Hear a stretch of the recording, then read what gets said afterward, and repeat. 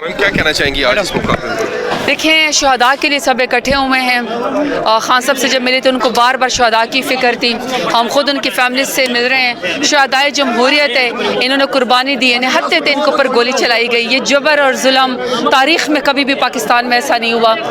آج ان کے فیملی کے ساتھ کھڑے ہیں. انہوں نے پاکستان کا نام روشن کیا ہے, عمران خان کا نام روشن کیا, پارٹی کا نام روشن کیا ہے, لیکن یہ ظلم ہونا نہیں چاہیے تھا.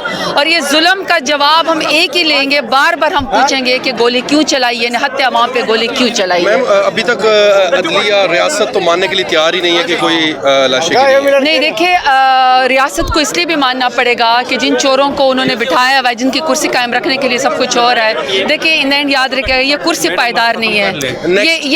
یہ کرسی ہوتے ہیں نا, آج ان کے پاس ہے, کل ہمارے پاس ہوگی. تو اس لیے کرسی کو لاشوں کے ذریعے نہیں بچایا جا سکتا, نہتے عوام کے ذریعے نہیں بچایا جا سکتا.